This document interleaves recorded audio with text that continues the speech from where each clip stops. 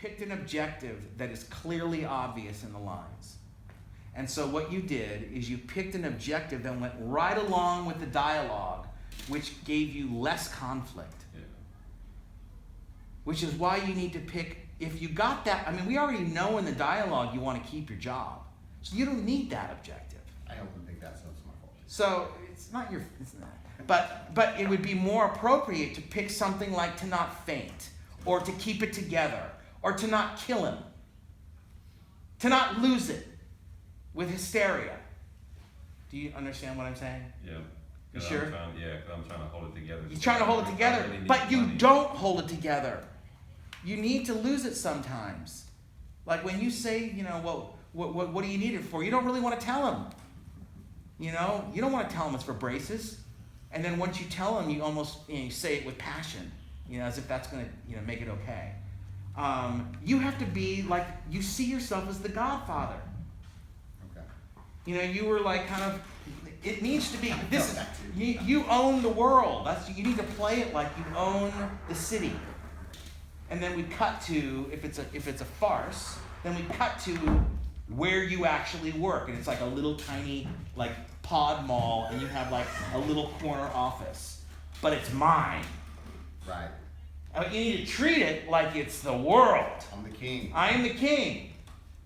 And I hired you. And you know, you say that one thing, and he's like, yeah, I lent you my name. I think you say, fuck you. I pay you. Like, what the fuck? There's no, you know, favors here. I'm paying you. And you don't even sell anything. That's why you want to fire him. Right. He doesn't do anything. He costs you money. Costs me money, right. And aggravation. And aggravation. And he stresses you out. There's also something funny about the pain he causes you. And that's one of the reasons we like you. Because you actually care. Gotcha. You loaned him money for his kitchen. I should have fired him years ago. You should have, absolutely. Yeah. You know? That makes sense, yeah. So what emotion did you pick? Frustration. And your objective? Whatever objective you pick, it needs to be one where you're about to explode. So if it's to keep it together, that's fine.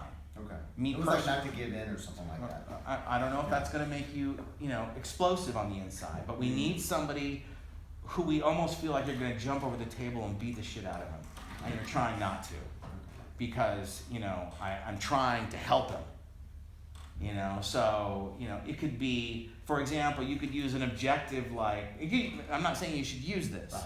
But you could use an emotion like rage, and your objective being to not lose it. And let's say that doesn't work. Maybe it's not bringing out enough care. Maybe instead, in the beginning, it's rage and to save him. In other words, to save him from himself. Like you keep blowing it. I keep trying to help you, but you make it so difficult. Right.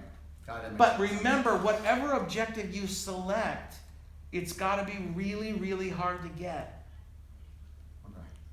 So if you selected, for example, to save him, you would need to keep reminding yourself that I'm not saving him, and things are getting worse. He's drowning, and I'm trying to save him, and he's insulting me. Gotcha. I'm trying to save him from drowning. He's saying, fuck you, don't save me. And you're saying, come on, I want to save you. Fuck you. And he's drowning, you know? And you're sitting here going, I'm trying to help the guy. Does that make sense? Yeah, definitely. That's the conflict right there. Well, that's one of them. Yeah. And there's conflict between the two of you as well.